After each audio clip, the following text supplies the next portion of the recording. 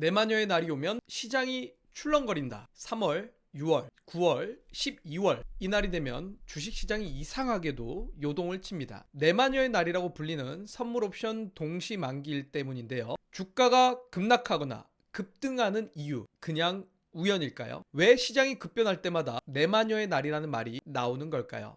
오늘은 선물 옵션 동시 만기일에 대해서 정확히 알고 왜 이날 시장 변동성이 커질 것인가, 투자자들은 이날을 어떻게 활용해야 될 것인가에 대해서 영상을 통해서 완벽하게 정리해 보도록 하겠습니다. 자, 일단은 실시간으로 사고 팔 수 있는 주식하고는 달리 선물과 옵션이라는 개념이 있습니다. 그래서 이론적으로는 선물과 옵션은 특정 날짜에 사고 팔기로 한 약속된 금융상품이다 라고 표현을 하고요. 선물은 특정 지수나 주식을 정해진 가격에 미래에 사고 팔기로 한 계약이다 라고 표현하며, 옵션은 특정 지수를 미래에 특정 가격으로 사고 팔 수 있는 권리다라고 표현을 합니다. 자, 요게 이론적인 내용인데, 이러면 많은 분들이 막 이게 무슨 말이야, 난 이해를 못하겠어 라고 합니다. 왜냐면 일반적으로 이제 주식을 처음 이제 시작을 해서 선물 옵션을 알아가다 보면 주식하고는 이제 완전히 정반대의 개념이다 보니까 익숙치 않기 때문입니다. 자, 그래서 제가 오늘은 정말 쉽게 설명해 보도록 하겠습니다. 자, 선물은요,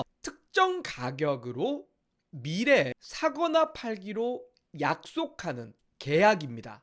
계약이면서 약속인데, 조금 쉽게 얘기를 해보면 고깃집 사장님이 1kg에 5만 원 하는 한우를 우리 농장주와 계약을 하는 겁니다.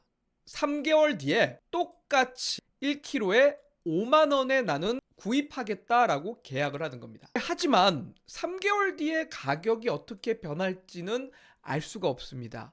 예를 들어서 뭐 질병으로 인해서 뭐 한우가 갑자기 폐사를 한다라든지, 아니면 뭐 갑자기 가격이 오르거나 갑자기 가격이 내릴 수도 있습니다. 그래서 미리 계약을 하는 거일 뿐 3개월 뒤에 가격에 대한 변화가 나타날 수가 있겠죠. 예를 들자면 3개월 뒤에 가격이 올라서 7만 원이 된다라고 했을 경우 어떻게 될까요? 7만 원의 가격을 우리는 5만 원이라는 가격으로 샀기 때문에 정육점 사장님은 2만 원 이익을 보게 되는 겁니다. 5만 원에 샀기 때문에 2만 원 세이브를 시킬 수 있기 때문에 정육점 사장님 입장에서는 이득이 되는 거고, 농장주 입장에서는 5만 원에 팔기로 했는데 7만 원이 올랐습니다. 근데 이미 계약을 맺은 7만 원이 올랐기 때문에 2만 원 손해를 볼 수가 있겠죠. 자, 이게 바로 선물의 개념입니다. 미리 약속해서 미래 가격 변화를 신경 쓰지 않고 지금 현재 시점에 얼마에 사자라고 계약을 하는 거고, 그 뒤에 특정 기간에 그 가격으로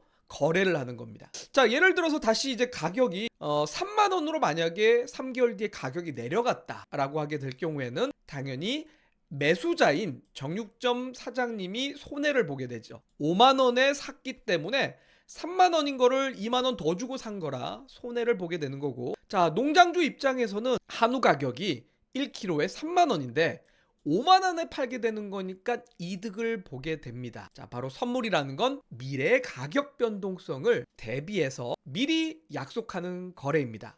자, 이걸 그대로 코스피의 현재 가격을 신경 쓰지 말고 미래 특정 가격이 어떻게 될 것이냐, 3개월 뒤에 코스피가 상승할 것 같다. 그러면 현재 가격보다 상승할 거니까 현재 가격을 3개월 뒤에 나는 현재 가격으로 사겠다라고 계약을 하는 게 바로 선물에서 롱을 잡는다, 상승에 베팅한다 라고 표현을 하고요. 반대로 현재 코스피보다 미래 코스피가 떨어질 것 같아 라고 하게 될 경우에는 현재 시점 가격을 미래에 나는 매도를 하겠다. 그러니까 지금 만약에 예를 들어서 코스피가 2000인데 미래 코스피는 1500포인트로 떨어질 것 같아 라고 했을 경우에는 2000포인트에서 3개월 뒤에 매도를 한다 라고 하면은 비싸게 파는 거겠죠. 그죠? 그래서 이런 것을 선물 숏을 잡는다 또는 선물 매도를 한다 라고 표현을 하면 됩니다. 자, 이렇게 이제 선물 거래에 대한 이해라고 보시면 되겠고요. 자, 옵션은 조금 더 다른 개념입니다.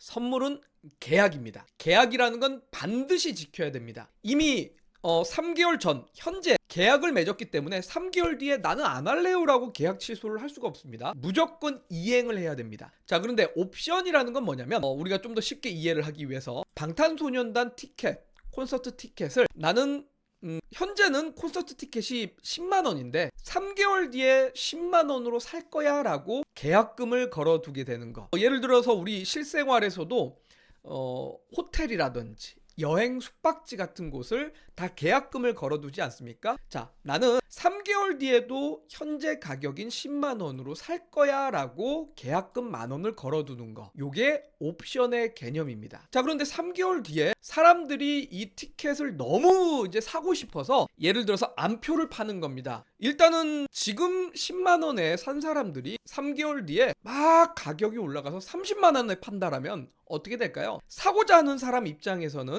3개월 뒤에 10만 원에 살려고 만 원의 계약금을 걸어놨지 않습니까? 그런데 30만 원까지 오른 만큼 당장 10만 원으로 매수를 하면 20만 원 이득을 보게 되겠죠. 그죠? 그래서 요거를 옵션을 행사한다라고 하게 되고 싸게 샀기 때문에 이득이 됩니다. 그런데 반대로 미래 티켓 가격이 예를 들어 떨어진다면 어떻게 될까요? 10만 원에 사기로 했는데 미래 3개월 뒤에 예를 들자면입니다. 오해하지 마시고 방탄소년단의 멤버가 무슨 사고를 쳐서 팬들이 실망을 하게 된 겁니다. 그래서 콘서트 티켓이 안 팔리고 싸게 떨이가 나오게 되면 8만 원에 이제 떨어졌다라고 치겠습니다. 자, 선물은 반드시 이걸 이행을 해야 되는 계약이기 때문에 손해를 볼 수밖에 없는데 옵션이라는 건 계약금을 걸어뒀지 실행을 하지는 않았습니다. 그러면 우리가 예를 들어서 여행지 숙박을 계약금을 걸어놨다가 집안에 무슨 일이 있거나 여행을 안 가고 싶으면 어떻게 하죠? 취소를 하죠.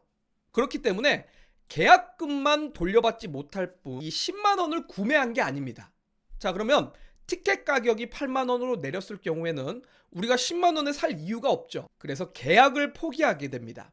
옵션을 포기하게 됨으로써 만 원 계약금, 여기서 옵션료라고 하고 프리미엄이라고 하는데 이 프리미엄만 지불하면 됩니다. 자, 그래서 요게 선물과 옵션의 차이점입니다. 자, 그래서 선물은 반드시 이행해야 되는 계약이고 옵션은 권리를 포기함으로써 옵션료, 프리미엄만 내면 된다라는 장점이 있습니다. 자, 이렇게 보면은 옵션이 좀 더 뭔가 유리해 보이고 옵션이 좋아 보입니다. 그래서 옵션은 손실을 제한할 수 있는 부분이 아닐까라고 생각할 수가 있는데, 자, 요거는 콜옵션, 매수자 입장에서입니다. 티켓을 구매하는 입장에서는 손실을 최소화할 수가 있기 때문에 장점이 됩니다. 그리고 이득은 티켓 가격이 올라가면 올라갈수록 이익을 극대화해서 이론적으로는 이익에 제한이 없습니다. 이익이 얼마든지 극대화될 수가 있다. 그래서 레버리지가 상당히 크다라고 해서 선물보다도 이익을 훨씬 더 많이 낼 수 있고 주식보다도 이익을 엄청나게 낼 수가 있어서 한 방을 노리는 사람들이 옵션에 대해서 좀 좋아하기도 합니다. 자, 그런데 여기까지만 설명하면 와, 옵션 엄청나게 장점이 있는데 라고 생각할 수 있지만 반대로 콜옵션이 아니라 매수자 입장이 아니라 자, 매도자 입장에서 생각을 해봐야 됩니다. 3개월 뒤에 10만 원에 팔 티켓입니다. 사람들에게 만 원의 계약금만 받습니다. 그런데 티켓 가격이 30만 원으로 올라가게 되면 어떻게 될까요? 판매자 입장에서는 10만 원에 팔아야 되는데 티켓 가격이 30만 원이 올라갔습니다. 자, 그러면 20만 원 손실입니다. 근데 티켓 가격이 100만 원이 올라가면 어떻게 될까요? 90만 원 손실이 됩니다. 티켓 가격이 예를 들어서 1000만 원이 되면 어떻게 될까요? 올라간 만큼 손실이 커지게 됩니다. 자, 그래서 이 매도자 옵션에서는 콜 옵션이라는 건 상승에 베팅하는 매수자고 매도자는 풋 옵션이라고 부르게 되는데 풋 옵션은 이론적으로는 손실이 무한대까지 가능해집니다. 한마디로 여러분들이 주변에서 투자를 하다가 집 한 채 날려먹었어 라고 하는 분들이 보통은 옵션 투자로 날려먹은 겁니다. 자, 그래서 이론적으로 손실이 무한대까지 떨어질 수 있다 라고 보면 되고, 반대로 티켓 가격이 떨어지면 어떻게 될까요? 이득은 10만 원에서 8만 원까지 떨어졌다고 2만 원의 이득을 보는 게 아니라 사람들이 어떻게 합니까? 이 계약금만 포기를 하지 10만 원의 티켓을 사지 않습니다. 왜냐면 티켓 가격이 8만 원인데 10만 원 주고 사는 사람이 어디 있겠습니까? 그래서 사람들이 옵션 포기를 하죠. 그래서 계약금만 내버리기 때문에 이렇게 될 경우에는 이득은 만 원밖에 되지 않습니다. 옵션료, 프리미엄밖에 먹지 못한다라는 거죠. 수익은 작고 손실은 극대화될 수 있는 게 바로 이러한 풋옵션의 개념이라고 보시면 될 것 같아요. 자, 그래서 콜옵션은 이론적으로 손실은 최소화, 옵션 포기를 통해서 손실은 최소화, 이익은 극대화인데, 반대로 풋옵션은 이익은 최소, 손실은 무한대로 발생할 수 있는 게 요게 옵션의 개념이라고 보시면 됩니다. 선물하고 옵션하고의 장단점을 명확하게 이해하시면 좋을 것 같고요. 자, 그래서 이런 옵션과 선물에 특정 만료일이 있죠. 그 만료일을 만기일이라고 합니다. 앞서 얘기했던 것처럼 선물이라는 개념은 어찌됐건 3개월 뒤에 판매하겠다라고 특정 일을 정해놓고 계약을 맺는 거기 때문에 3개월 뒤가 만기일이 됩니다. 그리고 옵션 같은 경우도 마찬가지인 건 특정 일에 거래를 하겠다라고 약속하는 겁니다. 약속하는 거기 때문에 그 또한 만기일이 되게 됩니다. 자, 그래서 일반적으로 옵션은 만기일이 짧습니다. 보통 1개월마다 다가오게 돼서 매달 둘째 주 목요일을 옵션 만기일이라고 부릅니다. 자, 그런데 선물은 자, 앞서 얘기했던 것처럼 딱 정해져 있습니다. 3개월. 그래서 보통은 3월달, 6월달, 그 다음에 9월달, 12월달 매 분기의 마지막 달 둘째 주 목요일이 선물의 만기일입니다. 자, 그런데 매달 둘째 주 목요일이 옵션 만기일이고 3개월에 한 번씩 선물 만기일이다 보니까 선물과 옵션이 동시 만기다라고 해서 이 선물 옵션 동시 만기일이라고 부르는 게 바로 3, 6, 9, 12월달 둘째 주 목요일이다 라고 보시면 되고요. 자, 요때 이제 바로 지수 선물, 지수 옵션, 개별 주식 선물, 개별 주식 옵션이 모두 다 만기가 됩니다. 자, 옵션은 대표적으로 지수를 가지고 투자를 합니다. 그래서 코스피, 코스닥 보통 이렇게 지수를 갖고 투자를 하는데, 선물은 하필이면 주식 가지고도 투자가 가능합니다. 그래서 3, 6, 9, 12월달 선물 옵션 동시 만기일이 개별 주식 선물과 개별 주식 옵션의 만기가 됩니다. 한마디로 계약을 한 거죠. 이날 매매를 하겠다라고. 그래서 이때 예를 들어 개별 주식을 매수를 하고자 했던 사람들이 있었는지, 매도를 하고자 했던 사람들이 있었는지, 이날 계약이 한 번에 일괄적으로 처리가 되기 때문에 바로 이날 주식시장이 변동성이 생기는 이유가 그런 부분입니다. 대규모 포지션 청산을 한다라든지 롤오버가 발생을 하거나 또는 헤지펀드, 기관, 외국인 투자자들의 대량 매매가 집중됩니다. 그러니 개인 투자자들 입장에서는 오늘 대거 청산하나? 대거 매수하나? 알 수가 없어서 혼란스럽다 보니까 선물 옵션 동시 만기일은 일반적으로는 시장이 빠져라고들 생각하게 됩니다. 자, 그래서 이때가 보통은 만기일이 되면서 대량 청산이 됩니다. 앞서 선물과 옵션에 대한 개념을 이야기했듯이 상승 베팅했던 물량들이 많았다라면 이날 대거 당연히 상승 베팅했던 물량들이 나오겠죠. 또는 하락 베팅했던 물량들이 있다라면 하락 청산이 되게 됩니다.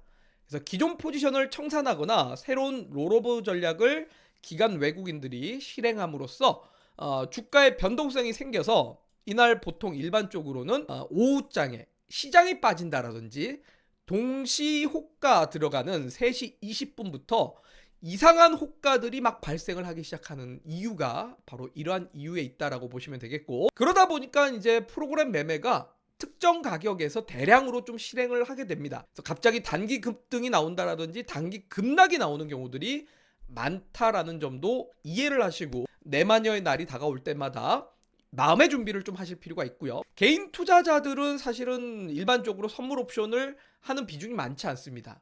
우리가 2015년 이전에는 대한민국 선물 지수가 전 세계에서 거래만 하더라도 1순위로 가장 큰 규모를 갖췄었지만 최근에는 선물 옵션 시장이 좀 많이 죽어서 개인 투자자들이 쉽게 잘 접근을 하진 않습니다.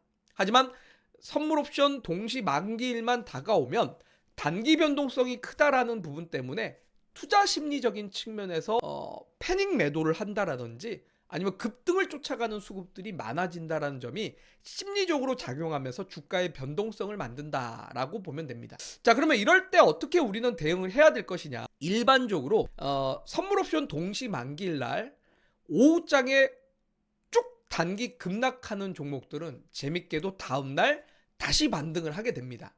그래서 기관 투자자들이 매도하면서 단기 급락하면 이런 것들을 한번 잘 봐야 됩니다. 뭐 기업에 대한 변화가 없다라면, 기업의 가치에 문제가 없고 기업의 악재가 없다라면 오히려 다음날 반등할 수 있기 때문에 이런 것들을 저가 매수로 이용한다라든지, 또는 갑자기 단기 급등을 해서 특정한 이유가 없는데 단기 급등을 했다. 그럼 다음날은 도로 하락할 가능성이 높기 때문에 선물 옵션 동시 만기일 날 매도로 대응한다라든지 이렇게 단기적으로 좀 대응 관점으로 대응할 수가 있겠고요. 역시 기업의 가치가 변화가 없다라면 단기 차익 실현을 고려해서 방금 전에 얘기했던 것처럼 단기 급등을 하게 되면 인위적인 상승이라고 보고 비중 축소를 이용할 수가 있을 것 같습니다. 하지만 오히려 장기 투자자들은 뭐 이런 거에 큰 변화가 없기 때문에 주가의 단기 출렁거림을 그렇게 크게 신경 쓰지도 않아도 되며, 기업의 가치에 좀 더 집중해서 오히려 떨어진다면